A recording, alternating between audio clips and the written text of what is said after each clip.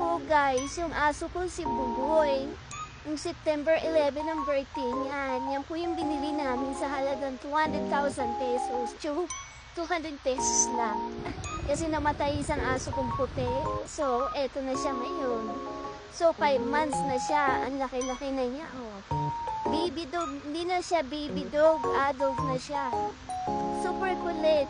Super cute. Sino mag-aakala na yan ay isang aspin lang na dog. Mukha siyang imported. Kamukha niya guys si Happy, yung aso ko dito sa bahay. Siya po yung aso ko doon sa garahe. Siya nagbabantay doon. Yan.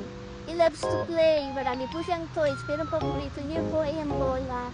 Asa kasama niya po si Coco doon sa garahe namin. Napakakulit niyan.